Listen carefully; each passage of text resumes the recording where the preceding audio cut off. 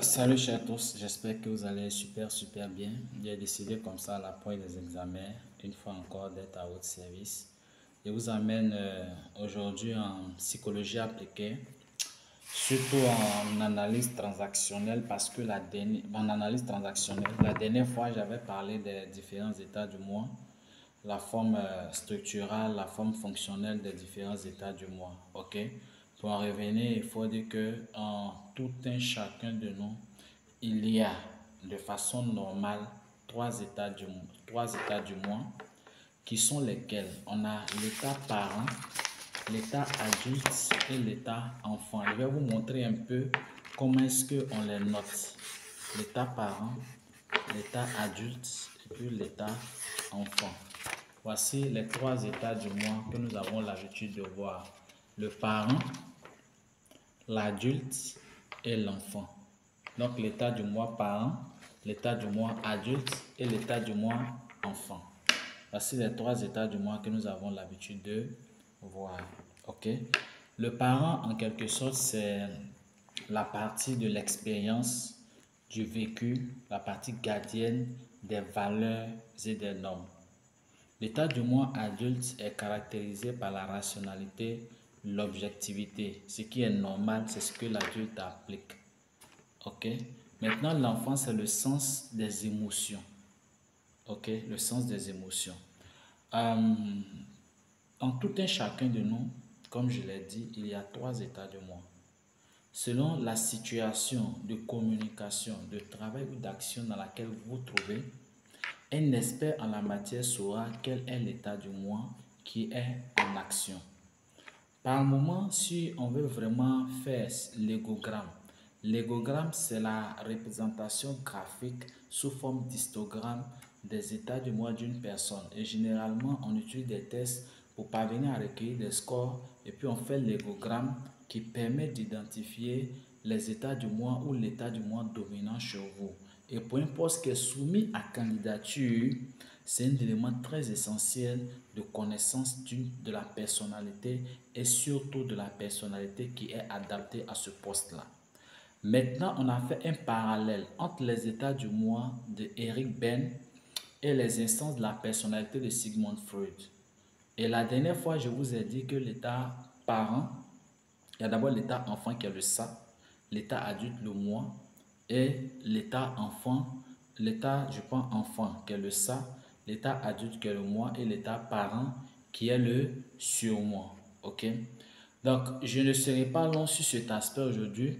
Pour ceux qui sont candidats au BTS ou ceux qui sont psychologues ou ceux qui aiment vraiment la psychologie, parce que c'est une science qu'il faut avoir, qu'il faut maîtriser pour connaître son semblable, pour se connaître aussi soi-même, pour adapter ses situations de vie et de communication aux situations de l'interlocuteur. Autrement, ça engendrerait des conflits. Ok.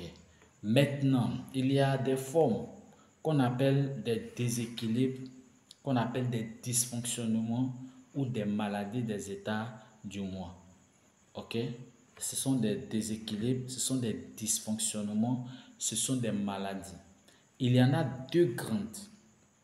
Pour vous qui me suivez, c'est en psychologie appliquée au monde du travail ou bien en psychologie appliquée même. Il y a deux grandes maladies. Ok? Nous avons deux grandes maladies. On a la première maladie qu'on appelle la contamination. Et la deuxième grande maladie, c'est la prise de pouvoir par un état du moi. Donc, dans la première grande maladie, appelée la contamination, parce que je vous ai dit, ça ne dépend pas de notre âge. Que tu sois une personne âgée, que tu sois un jeune homme ou un enfant, les trois états du moi sont en toi de façon normale et de façon équilibrée. Maintenant, quand tu te retrouves à une phase anormale, c'est là que nous parlons de dysfonctionnement. Et les dysfonctionnements et les déséquilibres sont de deux ordres. Le premier ordre, c'est la contamination. Et que renferme la contamination? La contamination renferme deux déséquilibres, les préjugés et les illusions. Ok? Vous savez pertinemment que quand vous êtes dans une situation de vie, d'interaction ou de communication interpersonnelle et que vous sentez dedans des préjugés ou des illusions, ce n'est pas de nature à garantir une bonne communication, un climat un climat social apaisé. Donc, après, je vais vous montrer un peu comment est-ce qu'on arrive à combattre ce genre de situation-là. Ok. Donc, quand on parle de préjugés, c'est quoi? Je vais un peu schématiser, puisque je vous ai montré tout à l'heure les trois états du moi. De façon normale, on les dessine. Il peut arriver le P pour parent, le A pour adulte et le E pour enfant. Regardez, le P c'est parent, le A c'est adulte, le E c'est enfant. Regardez très bien ici le A et le P en train de s'entrelacer. Cette partie qui est ici, c'est que le P a contaminé l'adulte. Et ça, quand le P contamine l'adulte, nous appelons ça les préjugés. Ça, c'est un dysfonctionnement qu'on appelle les préjugés. Quand l'état du moi adulte est contaminé par l'état du moi parent. Dans ce cas d'espèce, l'état du moi adulte considère pour adulte une information venant du parent et qui n'est pas vérifiée. Parce que l'adulte, c'est le sens du rationnel, de l'expérimenté, du vécu. L'adulte vraiment est objectif. Maintenant, si l'adulte se laisse contaminer par le parent, nous parlons de ce fait-là de préjugés. Donc, la personne qui est adulte pensera que cette information émane de l'adulte alors qu'il n'en est rien de tout ça. Par exemple, les femmes noires sont très battantes. Ok? Les femmes noires sont très battantes. Ou, je prends autre préjugé encore. Chez nous, en Côte d'Ivoire, ceux qui disent les BTM palabres. Les Agnis sont avares. Les guerriers mangent l'homme. Vous voyez que ce sont des préjugés. À femme qui a long cou porte malheur. Femme qui a les pieds arqués porte malheur. Il arrive même que ces informations puissent provenir de dictionnaires ou d'explications de personnes en qui vous avez confiance. Et comme ça, vous prenez ça et vous pensez que c'est une information réelle, une information vraie, une information vraiment objective. Ce qui n'est nullement le cas. Voici l'origine de ce qu'on appelle les préjugés. Le deuxième type de déséquilibre au niveau de la contamination, nous avons ce qu'on appelle les illusions. Ok, je suis en train de vous parler. Pour ceux qui sont candidats, sachez déjà quels sont les dysfonctionnements des états du moi. Il y a deux grands types. Il y a ce qu'on appelle les contaminations qui comprennent les préjugés et les illusions. Il y a ce qu'on appelle la prise de pouvoir ou de contrôle par un état du moi. Et là, je vais tout à l'heure vous détailler les deux niveaux. Ok? Ça, la prise, peut-être même quand je vais dire les deux niveaux, c'est les trois niveaux. Puisque le parent peut prendre le contrôle, l'adulte peut prendre le contrôle, comme l'enfant peut prendre le contrôle. Ok? Maintenant, au niveau de la contamination, le second déséquilibre, c'est quoi? C'est quand, puisque l'adulte, lui, il est au milieu. Vous voyez un peu. Donc, il est très facile d'être contaminé. Vous voyez ici. Ce qui est là, c'est l'adulte qui est contaminé par l'enfant. Quand c'est comme ça crée dans la société ce qu'on appelle les illusions. Généralement, qu'est-ce qui se passe? En parlant d'illusions, qu'est-ce qui se passe? Vous avez eu une expérience peut-être passée, de bon ou de mauvais goût. Et aujourd'hui, vous emmagasinez cette information-là en la prenant pour une information objective, une information vérifiée, une information qui est vraie. Alors qu'il n'en est rien de tout ça. Et généralement, ce sont ces dysfonctionnements-là qui nous freinent dans notre fonctionnement normal. Ah, moi, je ne peux plus descendre d'un véhicule en marche. Parce que chaque fois que j'ai essayé ça, ça ne m'a jamais réussi. Moi, je sais que je ne suis pas né pour chanter. Moi, ah, les mathématiques, même, ce n'est pas ma les mathématiques, ce n'est pas ma chose. Moi, anglais, là, ce n'est pas pour moi. En temps normal, qui t'a dit que ce n'est pas pour toi? Déjà, il est démontré que nous, les êtres humains, nous n'utilisons que généralement 10% de notre capacité. 10%. Ça veut dire qu'il y a 90% qui sont là que nous n'utilisons pas. Donc, quand tu dis l'anglais, ce n'est pas pour toi, je pense que c'est parce que tu n'es pas dans une situation où tu serais obligé de parler anglais. La preuve, il y a des gens aujourd'hui qui sont expatriés qui, quand ils étaient au pays, n'aimaient pas l'anglais, mais aujourd'hui parlent anglais couramment. Ok, donc, quand tu prends une information venant de l'état du moi enfant pour information venant de l'adulte, ça devient ce qu'on appelle les illusions. Je vous avais dit qu'il y avait deux déséquilibres au niveau de la contamination, mais il y a un troisième déséquilibre qui vient compléter les deux. C'est ce que nous appelons la double contamination, c'est-à-dire le même état du moi contaminé à la fois par deux. C'est-à-dire l'adulte est contaminé à la fois par le parent et par l'enfant. Mais il est prouvé par les psychologues que généralement, il y a une synergie d'action entre l'enfant et le parent. Parce que c'est quoi? Ce que tu avais emmagasiné là, depuis l'enfance, qui te ferait aujourd'hui, qui est une information objective là, qu'est-ce qui a fait que ça devient objectif? C'est parce que ton état du moi parent, ton état du moi parent, l'a reçu, l'a emmagasiné et l'a recommuniqué aussi à l'adulte comme comme une norme. Ok, comme une norme, comme un principe, ce qui n'est pas vrai. Donc, au niveau de la contamination, nous avons les illusions, nous avons les préjugés et nous avons la double contamination. Maintenant, le deuxième volet, la prise de pouvoir d'un état du moi. Ok? Il peut arriver que l'état du moi adulte prenne le pouvoir.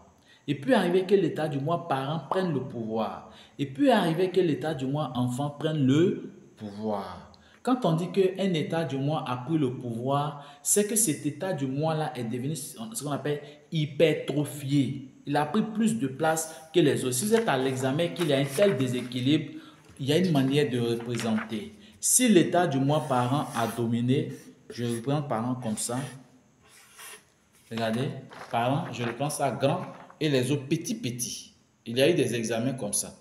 Donc adulte sera là et enfant sera là. Si c'est l'état du moi adulte qui a pris le pouvoir, vous allez remarquer que l'état du moi adulte sera plus grand, l'autre parent en haut. Regardez l'autre, enfant en bas. Vous voyez ici, je mets parent en haut, adulte au milieu et enfant en bas. Mais toujours conserver l'ordre quand vous représentez les états du moi d'une personne. Le parent est en première position, l'adulte au milieu et l'enfant en bas. Maintenant, ici, nous avons l'adulte qui a pris le pouvoir. Dans ce cas d'espèce, il devient hypertrophié et il laisse peu de place aux autres états du moi. Il peut arriver que ce soit l'état du moi enfant qui soit hypertrophié. Je suis sur la partie de la prise de pouvoir ou de contrôle par un état du moi. Dans ce cas d'espèce, on dit que cet état du moi-là, il est exclusif. OK? Donc, regardez. Ok, ici. Je viens ici. Comme ça, comme ça.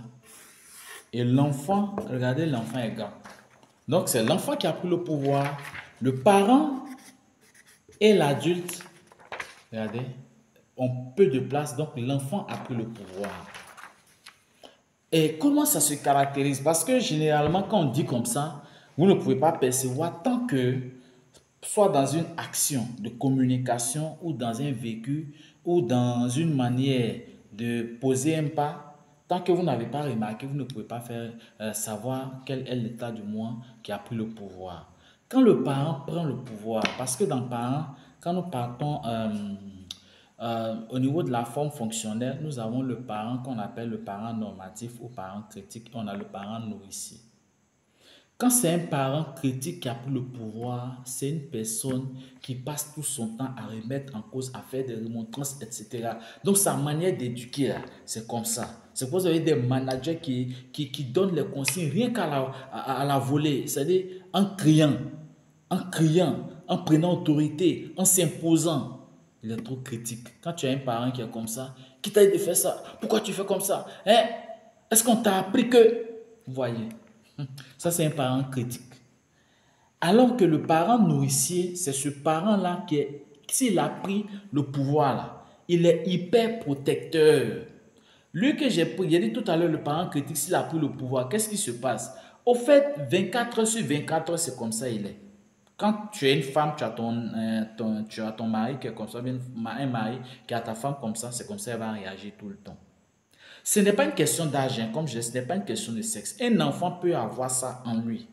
Il a l'état parent, si les parents nourriciers, c'est lui, il veut toujours aider les autres, montrer aux autres, comprendre les autres. Et par moments, c'est lui qui se fait avoir. Bon, je ne dis pas qu'il y a un état du moi qui est mauvais, quoi. Mais lui, il se met toujours à surprotéger, à être celui-là qui toujours apporte de l'aide aux autres. Parce qu'il est parent nourricier. Ok? Souvent, on va le prendre pour un bête. Ce n'est pas le cas. Ok. Maintenant, ça peut être l'état du moi adulte. S'il a pris le pouvoir, c'est cette personne-là. Et du matin au soir, la personne est trop sérieuse. De la manière même nous qui publions souvent, on fait de petits jeux. Non, non, non, non, non. La personne est sérieuse 24 heures sur 24 heures. Ok? Même si vous partez à une piscine party, ou bien vous partez à un match de football, la personne est concentrée et par moment même se sert de l'occasion pour parler encore de travail et d'activité. Joe, ici là, on est venu déstresser, on n'est pas venu pour parler d'activité de travail. Il est sérieux 24 heures sur 24. Il y a des adultes comme ça, il y a des jeunes comme ça, il y a des enfants comme ça. Maintenant, quand c'est l'enfant qui prend le pouvoir, vous savez que c'est le sens de l'émotion, ok, de la créativité, etc. Cet enfant qui a pris le pouvoir, qu'est-ce qui se passe? C'est cette personne qui n'a jamais son sérieux. Tu insultes sa maman, il va rire. Tu taquines, il va rire. Ou bien c'est une femme, tu mets à gauche, tu mets à droite, elle va rire. Il est, au moment où on dit il y a même décès, on vient pour présenter les condoléances là. La personne est toujours en train de plaisanter. La personne prend ton sérieux là pour faire plaisanterie avec ça. En temps normal, pour une personne qui est équilibrée, elle a les trois états du moi. Elle regarde les contextes, les situations et elle adapte son intervention. C'est-à-dire, si on est dans un coin sérieux, elle devient sérieuse. Si on est dans un coin où on doit vraiment être protégé, elle le fait. Où on doit rabrouer, elle le fait. Si on est dans un coin où on doit vraiment s'amuser, elle le fait. Donc, la personne étant équilibrée, elle joue avec ces trois états du moi. OK? Maintenant, quand je parle de prise de contrôle, il y a deux dedans, il y a deux déséquilibres dedans. L'exclusion et le contrôle. Le fait que tu n'utilises pas un état du moi, on dit que cet état du moi, il est exclu. Des fois, on peut représenter par un point. Quand tu utilises deux états du moi, les deux sont exclus. Maintenant, quand c'est un peu pile face, quand tu utilises un seul, il est appelé état du moi exclusif. Voici un peu les différents dysfonctionnements au niveau des états du moi d'une personne.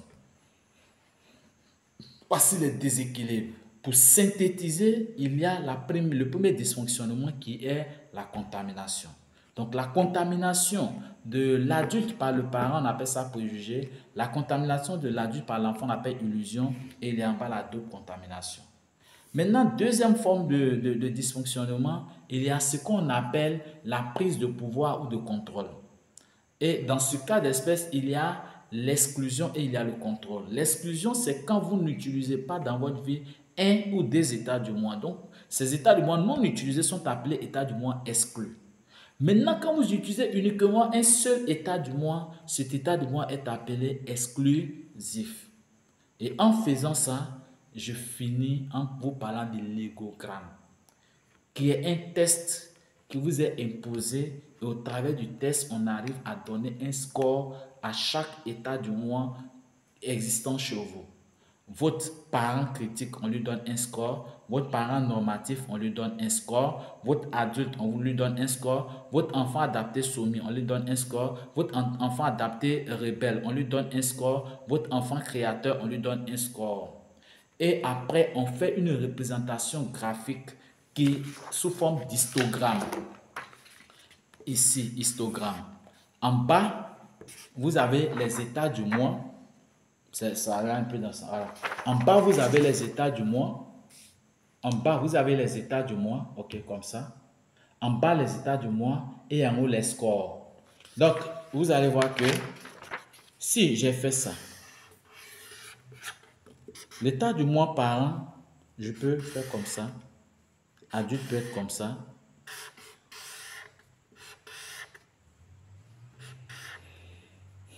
Parents nourricier, parents normatif, adulte, ici c'est PNR, parents nourricier, parents normatif, adulte, adulte enfant, adapté soumis, enfant adapté rebelle, et puis l'autre on peut faire EC, enfant créateur. Regardez très bien. Voici les états du mois. Donc en représentant, j'ai le parent nourricier qui est là. Je peux tourner ici un peu, mais en faisant comme j'ai pas fait effet miroir. Ok, donc c'est comme ça. Vous voyez, les histogrammes sont représentés et on s'en va, regardez. Ok, c'est comme ça. Parent nourricier d'abord, parent normatif, l'adulte. Donc en haut ici sont les scores et en bas sont les états du mois. Donc enfant créateur ici, enfant adapté rebelle, enfant adapté soumis, adulte, parent normatif et parent nourricier. Donc c'est ça qu'on appelle l'égogramme. C'est la représentation graphique sous forme d'histogramme des états du mois d'une personne. Je vais m'arrêter là. J'avais vraiment envie de vous parler aujourd'hui de la psychologie appliquée et n'oubliez pas de vous abonner parce que, comme je l'ai dit, toutes les fois que j'ai le temps, je vais publier de nouvelles vidéos. Likez, partagez, n'oubliez pas de vous abonner, surtout les candidats, n'oubliez pas. Je dis toujours polyvalent, mais ma polyvalence vient de quoi? Je me suis assis pour apprendre, pour valider plusieurs diplômes. Ça fait que cette polyvalence-là me permet de vous aider. Shalom à vous et que Dieu nous bénisse.